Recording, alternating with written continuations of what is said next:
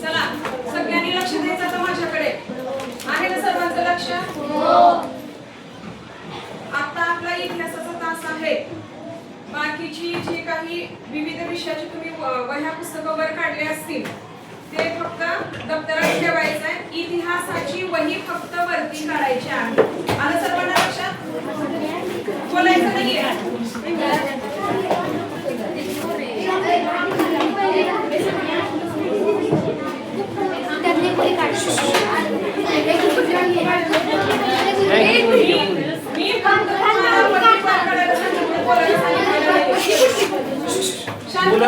आवाज पुढे करायचा.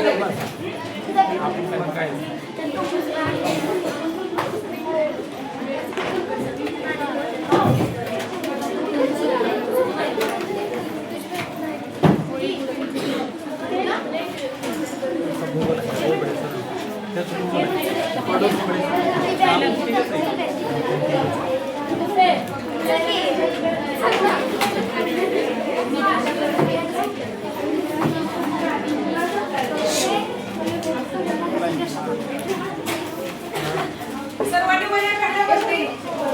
आता कोणाचाही आवाज यायला नकोय. आवाज कोणीही करायचा नाही.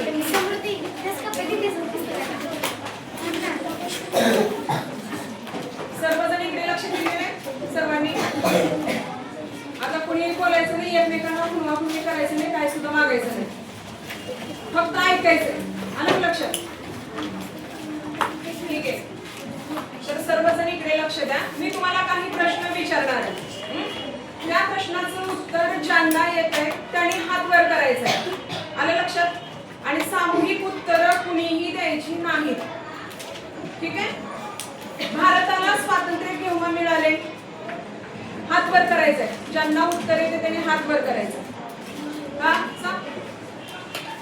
15 ऑगस्ट 1947. पूर्ण वाक्यात उत्तर द्यायचं. भारताला स्वातंत्र्य 15 ऑगस्ट 1947 रोजी मिळाले. बरोबर आहे. बस झाली. आता भारताला 15 ऑगस्ट 1947 ला स्वातंत्र्य मिळाले. मग त्यावेळेला भारत हा कुणाच्या पारतंत्र्यामध्ये होता? तो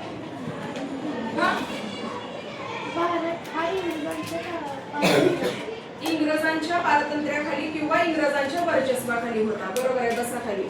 मग ह्या इंग्रजांना भारतातून घालवून देण्यासाठी भारतीयांनी विविध आंदोलने केली, चळवळी केल्या किंवा विविध मार्ग त्यांनी अवलंबले. असे काही मार्ग आहेत का जे तुम्हाला माहिती आहेत, जे इंग्रजांना भारतातून बाहेर घालवून देण्यासाठी भारतीयांनी विविध मार्गाचा त्यांनी अवलंब केलेला आहे? ते मार्ग कोणकोणते होते सांगा. प्रयत्न करा.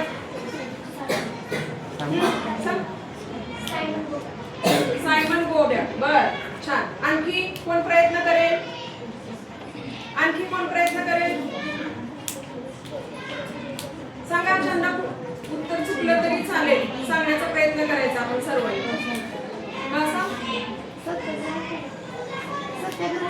सत्याग्रह केले. बरोबर आहे. हा सांग. छोडो भारत चळवळ केली. एकदम छान. बस खाली. आणखी कोण सांगेल? तुम्ही ज्यांनी हा तू सांग. उठाव केले. बरोबर. तू बस खाली. तर इकडे लक्ष द्यायचं आहे. मनातल्या मनात बोलायचं नाही. तर भारतीयांनी इंग्रजांना आपल्या देशातून घालवून देण्यासाठी किंवा इंग्रजांच्या पारतंत्र्यातून मुक्त होण्यासाठी विविध मार्गाचा, विविध चळवळीचा, विविध आंदोलनाचा, विविध उठावाचा त्यांनी वापर केलेला दिसून येतो. परंतु काय माहितीये का, काही उठाव किंवा काही चळवळी या अहिंसक मार्गाने जाणाऱ्या होत्या आणि काही चळवळी ज्या होत्या त्या शस्त्राचा वापर करून म्हणजे हिंसात्मक मार्गाने जाणाऱ्या चळवळी होत्या. बरोबर आहे. मग काही लोकांनी या दोन मार्गांचा अवलंब केला, पण ध्येय मात्र त्यांचं काय होतं? ध्येय मात्र त्यांना भारताला स्वातंत्र्य मिळवून देणं हे ध्येय होतं. मग भारतामध्ये अशा प्रकारची एक चळवळ निर्माण झाली किंवा अशा प्रकारचा एक विचार निर्माण झाला की आपण इंग्रजांना फक्त अर्ज करून, विनंती करून किंवा नम्रतेने आपल्याला हे स्वातंत्र्य प्राप्त होऊ शकत नाही. मग यासाठी कुठला मार्ग आपण अवलंबला पाहिजे हा विचार काही जणांच्या मनामध्ये निर्माण झाला आणि त्यातूनच एक नवीन मार्ग निर्माण झाला.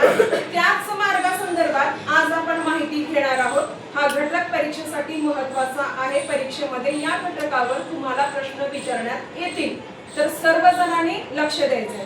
तर आज आपण इंग्रज विरोधी जी भारतामध्ये जी चळवळ निर्माण झाली, जी केवळ सनदशीर मार्गाने न होता क्रांतीचा मार्ग ज्याने अवलंब केला, अशी चळवळ जी आहे ती चळवळ आहे सशस्त्र क्रांतिकारी चळवळ.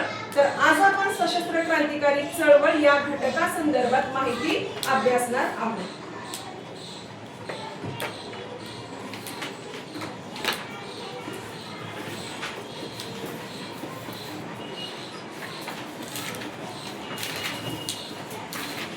सर्वांना दिसतंय?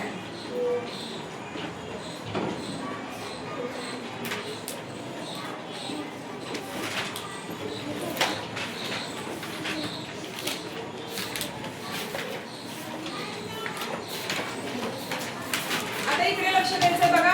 ह्या इंग्रजांना भारतातून बाहेर घालवून देण्यासाठी वेगवेगळे उठाव झाले, वेगवेगळे बंड करण्यात आले किंवा वेगवेगळ्या चळवळी झाल्या. त्यापैकी सगळ्यात भारताच्या इतिहासामध्ये प्रसिद्ध असणारा उठाव जो होता तो होता 1857चा उठाव.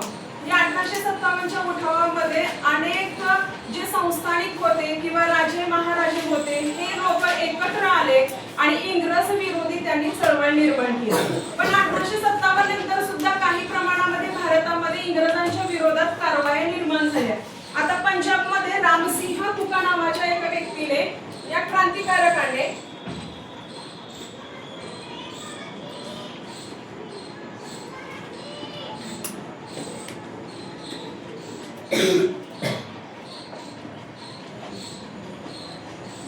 तुम्हाला पंजाब राज्य माहित आहे? विविध राज्य आपल्या भारतामध्ये आहेत हे माहिती आहे? सांगता येतील कुणाला कुठली कुठली राज्य आहेत? जी माहित आहे ती सांगा तुम्ही. चला सांग. महाराष्ट्र. बरं. आणखी कोण प्रयत्न करेल? हा सांग. तू सांगते. छत्तीसगड. छत्तीसगड. बरं. हा छान. बस खाली. आणखी कोण सांगेल? आपल्या भारतामध्ये किती राज्य आहेत हो? हा सांग. 29. बर ठीक आहे. बस खाली. आणखी कोण सांगेल? राज्याची नावं सांगायची आपल्याला माहित असलेले. सांग. लडाख. लडाख हे राज्य आहे का? बस खाली. कोण सांगेल? प्रयत्न कोण करेल? ठीक आहे. तर भारतामध्ये विविध राज्य आहेत, केंद्रशासित प्रदेश आहेत. त्यापैकी पंजाब हे राज्य जे होतं ते क्रांतिकारी चळवळीसाठी प्रसिद्ध असणारं राज्य होतं आणि त्या राज्यामध्ये सुद्धा अनेक क्रांतिकारक, अनेक समाज सुधारक निर्माण झाले आणि रामसिंह तुका नावाच्या या क्रांतिकारकाने इंग्रजांच्या विरोधामध्ये उठाव केलेला आपल्याला दिसून येतो.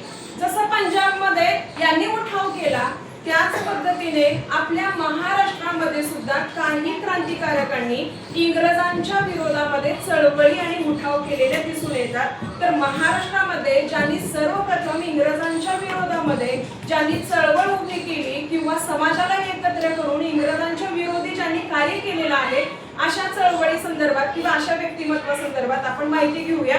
तर महाराष्ट्रामध्ये ज्यांना आद्य क्रांतिकारक म्हणून ओळखलं जातं, वासुदेव बळवंत फडके या व्यक्तीने, या क्रांतिकारकाने रामोसी समाजाला एकत्र केलं. म्हणजे ज्या समाजातून ते आलेले होते त्या समाजातील लोकांना एकत्र केलं आणि इंग्रज विरोधी कारवाया त्यांनी महाराष्ट्रामध्ये केलेल्या आहेत. ते बघूया.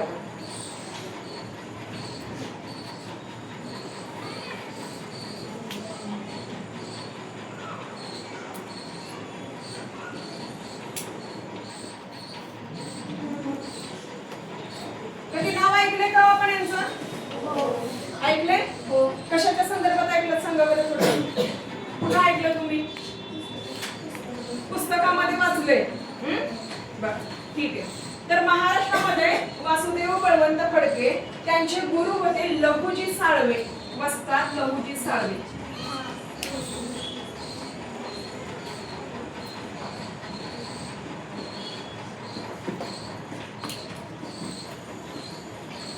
यांच्याकडून त्यांनी काय केलं? वस्ताद लहुजी साळवे यांच्याकडून शस्त्र कसं चालवावं याचं प्रशिक्षण वासुदेव बळवंत फडके यांनी घेतलं आणि इंग्रजांच्या विरोधात बरेच उठाव त्यांनी त्यावेळेस केलेले आपल्याला दिसून येतात. आता बघा, महाराष्ट्र हे राज्य जे आहे किंवा पंजाब हे राज्य आपण नकाशाच्या साहाय्याने बघूया.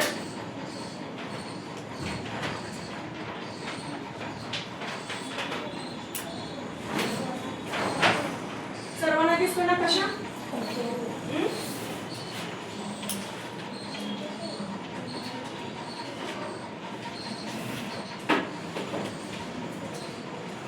तर मला नकाशामध्ये महाराष्ट्राच्या आणि पंजाबचे स्थान आपल्याला दाखवायचं. कोण दाखवेल बरं? हा कुठला नकाशा आहे? फक्त भारतच आहे का? इथं आहे नकाशावरती, हे बघा, भारत स्वाभाविक, बरोबर आहे? भारताचा स्वाभाविक नकाशा आहे. वरती कुठली दिशा आहे? उत्तर दिशा. खाली इकडे इकडे. बर, ठीक आहे. तर आता मला या नकाशामध्ये महाराष्ट्राचं आणि पंजाबचं स्थान कोण दाखवेल, कोण प्रयत्न करेल? चला, तुम्हाला सगळ्यांना माहिती आहे. चल तू ये, प्रयत्न कर.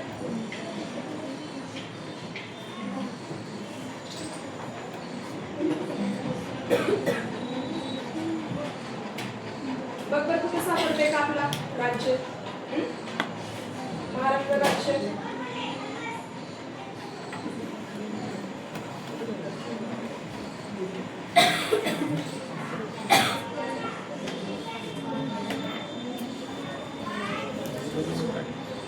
आता हा नकाशा आहे. इकडची जी बाजू आहे ही पूर्व बाजू आहे, इकडची पश्चिम बाजू आहे, खालची दक्षिण आणि वरची उत्तर बाजू आहे. हे लक्षात घ्या. तर भारताच्या या नकाशामध्ये पूर्वेला महाराष्ट्राचं स्थान आहे. दाखव, प्रयत्न कर, दाखव ना. हा भारताचा नकाशा आहे, बरोबर आहे. भारत दाखवलं. ये बघ, थांब इथेच, ये नको. चल दाखव. कुठल्या कलर मध्ये दाखव बरं? तू इकडं रंग कुठला आहे तिथला नकाशामधला? महाराष्ट्राचं स्थान दाखवणारा हा जो रंग आहे तो कुठला आहे? पिवळा कलर आहे. बर, छान. तिनं दाखवलेलं छान, म्हणजे उत्तर जे आहे बरोबर तिनं स्थान दाखवलेलं आहे महाराष्ट्राचं. या ठिकाणी बघा, महाराष्ट्र हे राज्य आहे. बर, आता तू बस, समजलं तुला? हा.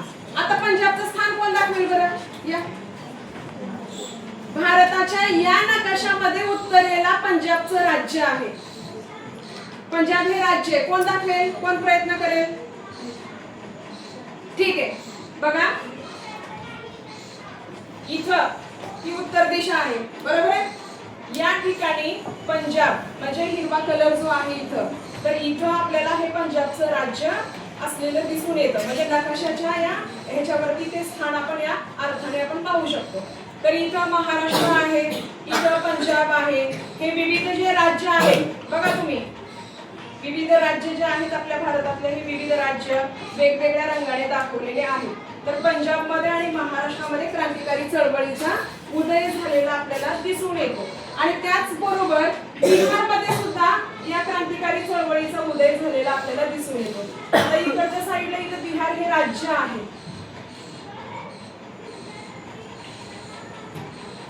हे बघा इथं दिसतंय का इकडं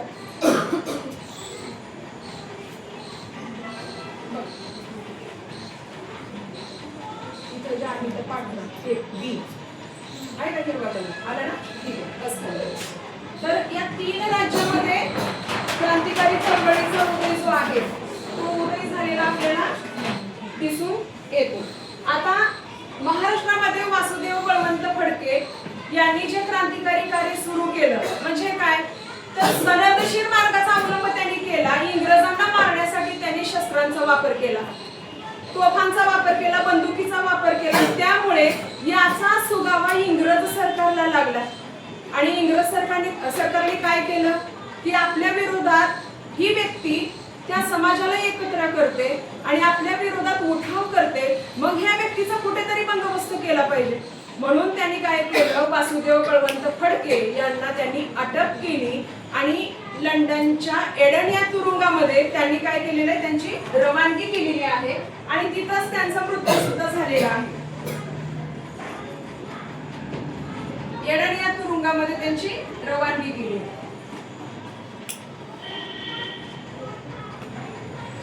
वासुदेव बळवंत फडके आणि त्याचबरोबर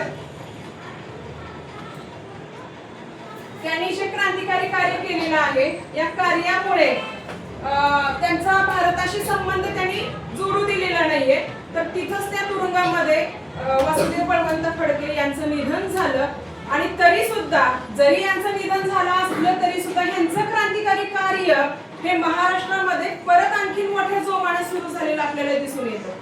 म्हणजे हे पण आपण लक्षात घेणं गरजेचं आहे की एखाद्या व्यक्तीने एखादं कार्य सुरू केलं पण ते कार्य नंतर जनतेमध्ये त्याचं महत्त्व जाणवायला लागलं की बाबा हे बाहेरची लोक आलेली आहेत आपल्या देशामध्ये आणि आपल्यावरती अन्याय अत्याचार करतात आणि आपल्यावरतीच ते अन्याय अत्याचार करून आपल्यावरती स्वतःचं वर्चस्व ते सिद्ध करतात किंवा वर्चस्व निर्माण करतात.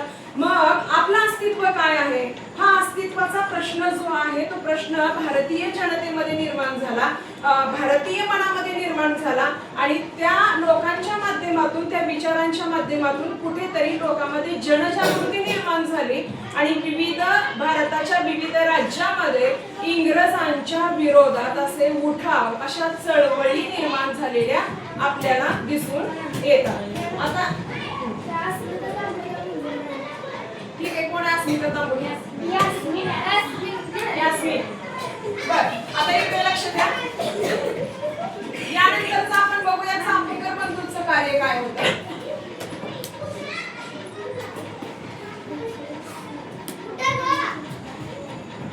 आता विद्येचं माहेर घर म्हणून कुठल्या शहराला ओळखलं जातं सांगा बरं. विद्येचं माहेर घर म्हणून पुणे. विद्येचं माहेर घर म्हणून पुणे या शहराला छान उत्तर आणि बरोबर दिलेले असतो. तर पुणे या शहराला ओळखलं जातं.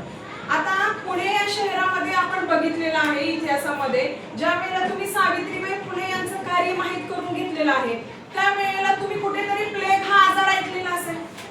ऐकलाय का प्लेग हा आजार कुठल्या प्राण्यापासून होतो बरं सांगा. कुठल्या प्राण्यांपासून होतो माहित आहे. ठीक आहे मी सांगते तुम्हाला. प्लेग हा जो आजार आहे तो उंदरापासून होतो आणि त्यावेळेला पुण्यामध्ये 1897 मध्ये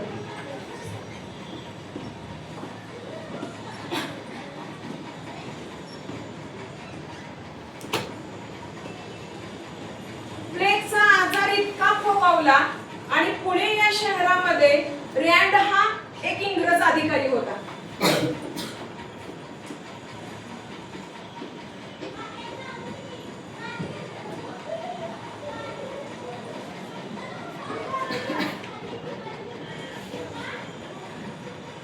रँड नावाचा इंग्रज अधिकारी होता. एक तर समजा आपल्याला आजार झालेला आहे, आपण आजारी पडलेलो आहोत, आपल्याला कशाची गरज असते. आपल्याला कशाची सामायिक उत्तर नाही द्यायचं. मी काय सांगितलंय हा सांग. आपल्याला औषध गोळ्याची बरोबर बस खाली सांग. डॉक्टरांच्या सल्ल्याची छान. म्हणजे आपल्याला गरज काय कुठे असते की डॉक्टरांनी काहीतरी आपल्यावरती उपचार केले पाहिजेत. आपल्याला काहीतरी आपल्या आरोग्याबाबत सल्ला दिला पाहिजे, माझा आजार तो कमी केला पाहिजे किंवा दूर झाला पाहिजे, बरोबर आहे. पण त्यावेळेला रँडने कुठलीही जबाबदारी घेतली नाही. लोक पटापटा ह्या प्लेगच्या आजाराने मरू लागले. जसं आपल्याकडे नवीन एक आजार आला होता बघा मागे 2-4 वर्षापूर्वी. कुठला होता तो आजार?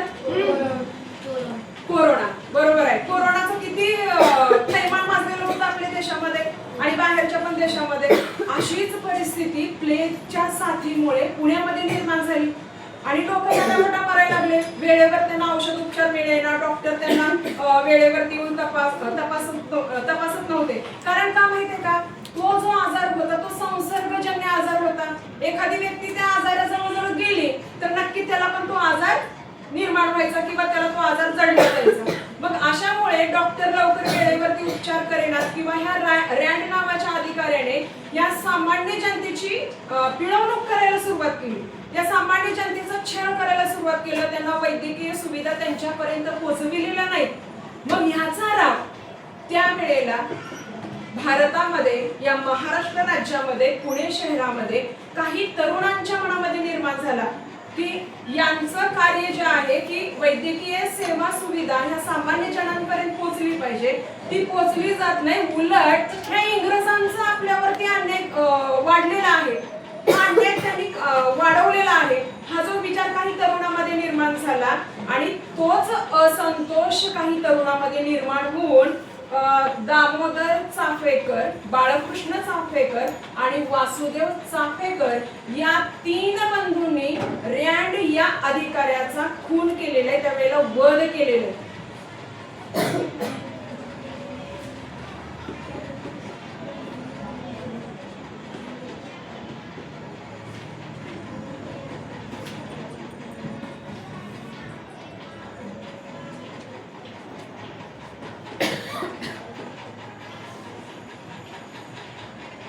या 3 बंधूंनी काय केलं?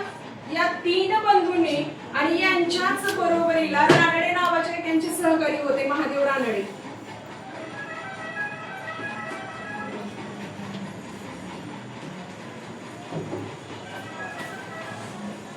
यांनी त्या रँड नावाच्या अधिकाऱ्याला त्यांनी काय केलं? बंदुकीने त्याचा खून त्यांनी केला आणि ह्या कारणामुळे, ह्या कार्यामुळे ह्या 3ही बंधूंना आणि ह्या व्यक्तीला, महादेव रानडे हे त्यांच्या सोबतीला होते मदत करण्यासाठी, ह्या 4घांनाही इंग्रजांनी काय केलेलं आहे? फाशीची शिक्षा सुनावलेली आहे. पण ही जरी शिक्षा सुनावली असली तरी सुद्धा भारतातलं, आपल्या महाराष्ट्रातलं क्रांतिकारी कार्य जे होतं ते थांबलं नाही. त्याच्यातून परत काही लोकांनी प्रेरणा घेतली, काही तरुणांनी प्रेरणा घेतली आणि त्याच्यातूनच काय झालेलं आहे, जसं महाराष्ट्रामध्ये इथं जो उठाव झाला किंवा वेगवेगळे सशस्त्र क्रांतीचे लढे निर्माण झाले, त्याच पद्धतीने मी तुम्हाला सुरुवातीला सांगितलं की पंजाबमध्ये सुद्धा असा लढा निर्माण झाला, रामसिंह कुका यांनी केला. मग बिहारमध्ये सुद्धा बिरसा मुंडा या व्यक्तीने काय केलेलं आहे, अशाच पद्धतीने आदिवासी लोकांना एकत्र करून बिहार या राज्यामध्ये सुद्धा इंग्रजांच्या विरोधात सशस्त्र क्रांतीचा मार्ग तिथं सुद्धा त्यांनी स्वीकारलेला आहे. म्हणजे हे पण आपण लक्षात घेणं गरजेचं आहे. महाराष्ट्रामध्ये कशी ही इंग्रज विरोधी चळवळ निर्माण झालेली होती किंवा इंग्रजांच्या विरोधात हे विविध लोकांनी बंड केलेलं होतं, अशाच पद्धतीचं बंड भारतामध्ये बिहार या राज्यामध्ये सुद्धा झालेलं आहे. त्यानंतर आता महाराष्ट्रामध्ये यांचा कार्यभाग जो होता तो रँडचा वध केल्यामुळे यांना परत फाशीवरती लटकावं लागलं.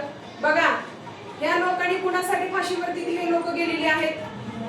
आपल्यासाठी, सामान्य जनतेसाठी. सामान्य जनतेवर होणारा अन्याय अत्याचार दूर झाला पाहिजे, सामान्य जनता सुखी झाली पाहिजे, ही प्रजा सुखी झाली पाहिजे. मग यासाठी ती लोक फासावरती जायला सुद्धा मागे पुढे बघत नव्हते. इतकं देशाविषयी जे प्रेम होतं किंवा राष्ट्राविषयी जो अभिमान होता या तरुणांच्या मनामध्ये त्या वेळेला निर्माण झालेला होता. आणि असे भारतामध्ये या तरुणांकडून प्रेरणा घेऊन अनेक तरुण जे होते ते क्रांतिकारक या भारत भूमीमध्ये निर्माण झाले. म्हणून 15 ऑगस्ट 1947 ला आपण स्वातंत्र्याचा सूर्य जो पाहिला, तो सूर्य काही सहजासहजी पाहिलेला नाहीये. त्यासाठी हजारो लोकांनी आपलं रक्त सांडलेलं आहे, या देशासाठी स्वतःच्या प्राणांचं बलिदान दिलेलं आहे. मग आपल्या देशाप्रती आपण बघतो ना की आताही आपल्या देशाचं संरक्षण करण्यासाठी सीमेवरती लोक लढतात, सैनिक लढतात ना, आणि लढत असताना ते शहीद होतात. तेच हौकतमे या लोकांना सुद्धा त्यावेळेला पत्करावं लागलेलं आहे. पण यांच्या विचारातून प्रेरणा घेऊन महाराष्ट्रामध्ये आणखीन एक संघटना निर्माण झाली. त्या संघटनेसंदर्भात आपण माहिती घेऊया. हे लिहून घ्या थोडस वहीमध्ये.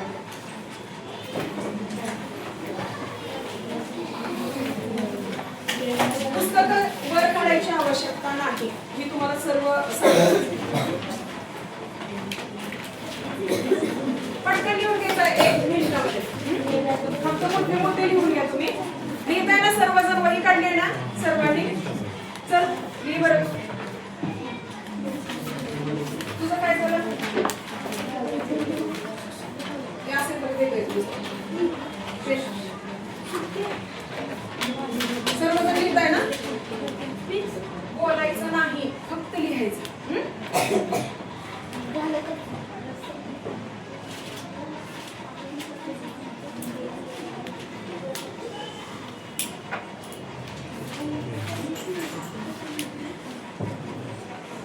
झालं का? पुसू का?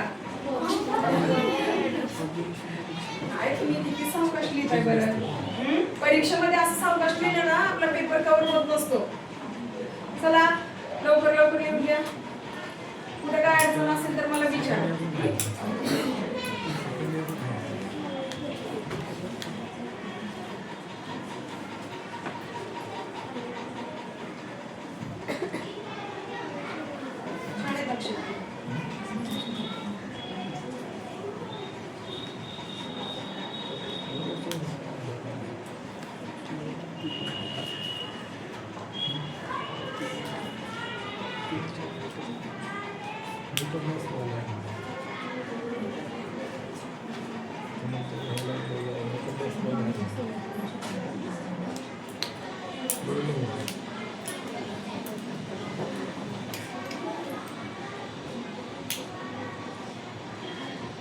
चला आता खूप महत्त्वाचा मुद्दा आपल्याला अभ्यासायचा आहे. पटकन लिहून घ्या. झालं? तुझं काय झालं? दाखव.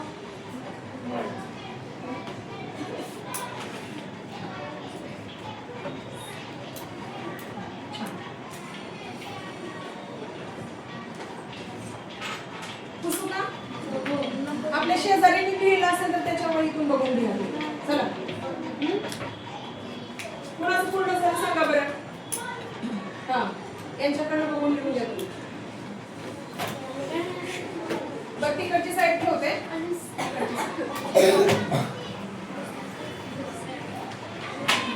आता इकडे लक्ष द्यायचंय. तिकडे माझ्याकडे बघायचंय.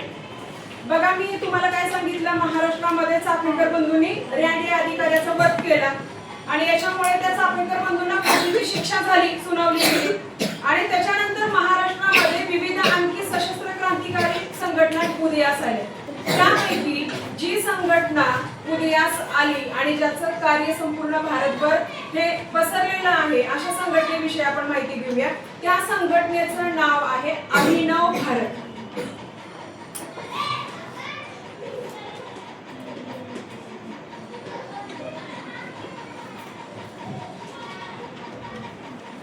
कोण बोलते का?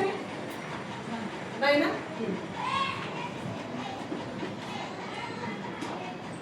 आता ही अभिनव भारत ही संघटना जी आहे ती सुरुवातीला मित्रमेळा नावाने ती निर्माण झालेली संघटना आहे, उदयास आलेली. सुरुवातीला या संघटनेचं नाव मित्रमेळा होतं आणि ही संघटना 1900 मध्ये स्वातंत्र्यवीर सावरकरांनी स्थापन केली आहे.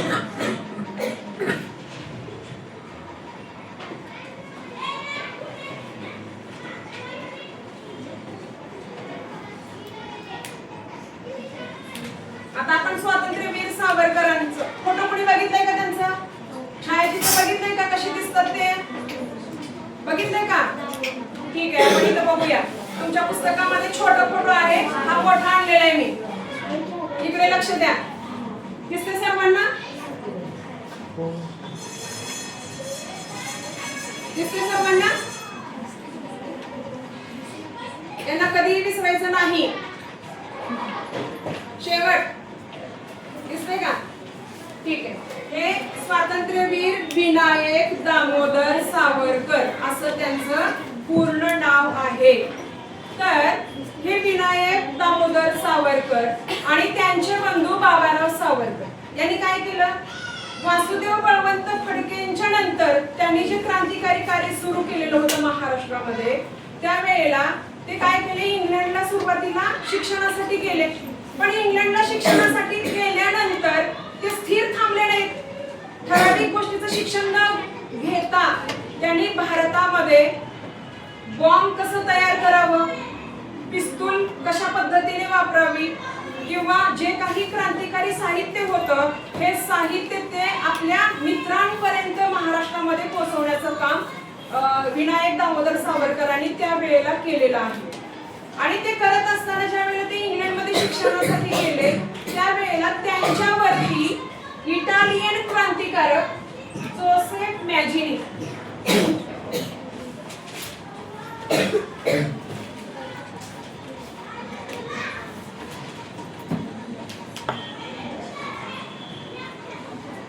हे इटालियन क्रांतिकारक आहेत. ज्यांच्या विचारांचा एवढा प्रभाव पडला त्यांनी जोसेफ मॅजिनीचं चरित्रच लेखन केलं स्वातंत्र्यवीर सावरकरांनी. तुम्ही अशी चरित्र वाचली आहेत का? कुठली कुठली पुस्तकं वाचली आहे का तुम्ही की ज्या पुस्तकातून आपल्याला प्रेरणा मिळालेली आहे?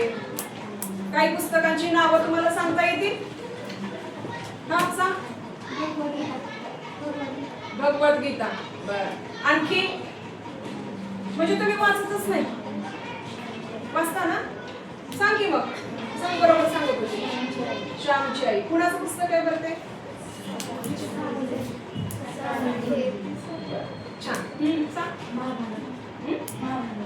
महाभारत. आणखी या व्यतिरिक्त सांग. रामायण. बरं, वाचलंय ना खरं? काय प्रेरणा घेतली बरं रामायणातून? काय बोध मिळाला तुला? सांग बरं थोडस.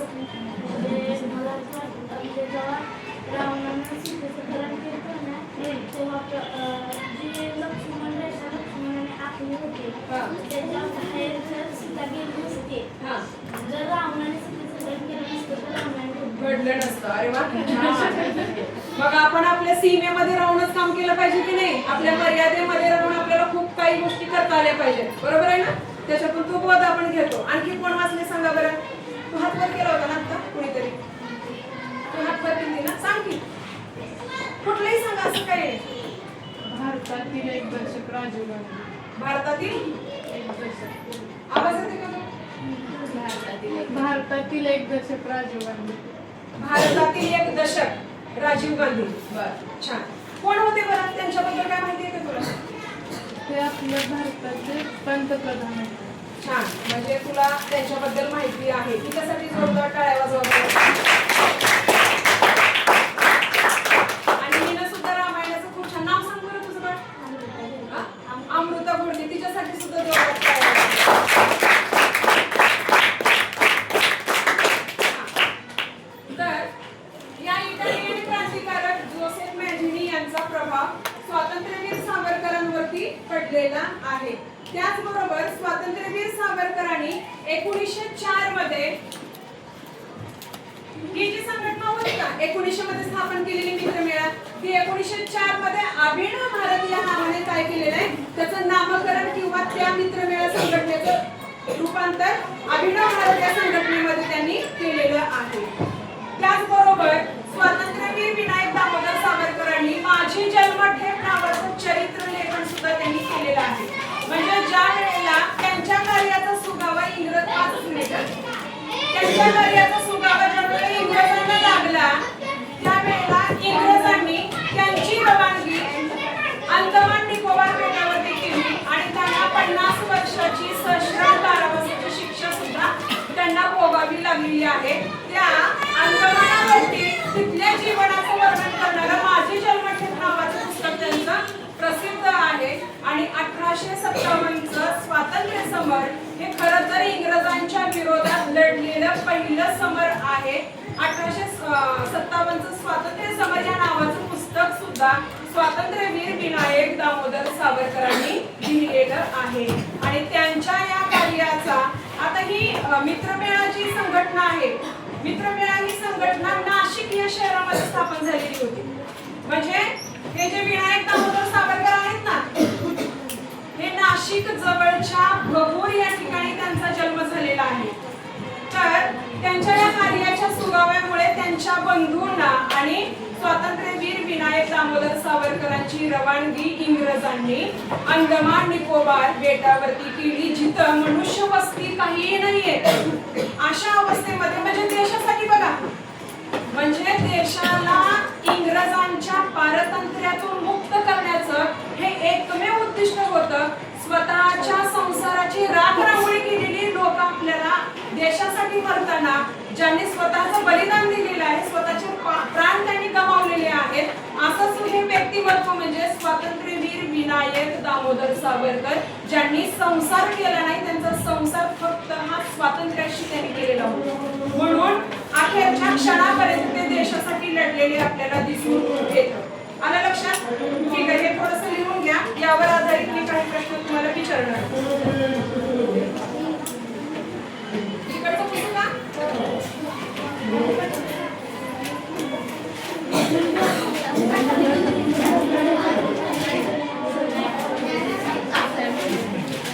एक 2च मिनिट फक्त, 2 मिनिटात आपलं संपलं. आता तुम्हाला माहिती आहे, फक्त याच्यातल्या ज्या प्रश्नाची उत्तरं तुम्हाला येतील तुम्ही ते सांगायचं.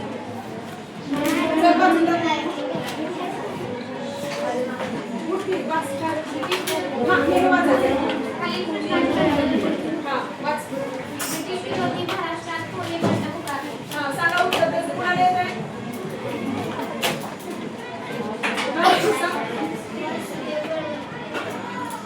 बरोबर आहे, बस खाली. हा दुसरा प्रश्न कोण वाचेल? चल बस.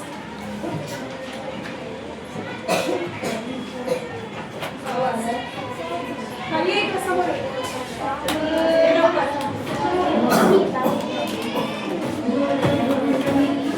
दुसऱ्या प्रश्नाचं उत्तर कोणाला येत आहे? हात वर करायचं.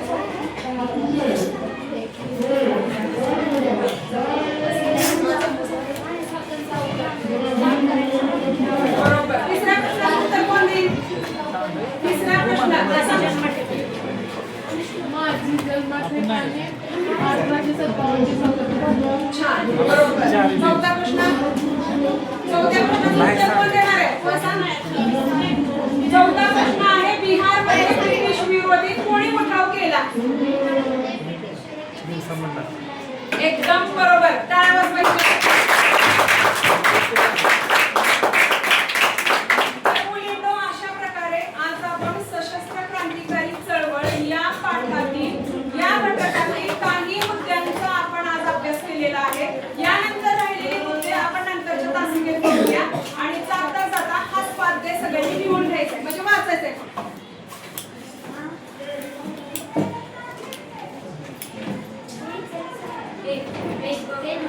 अभिनव भारत संघटनेची माहिती थोडक्यात लिहून आणायची आहे. आलं लक्षात?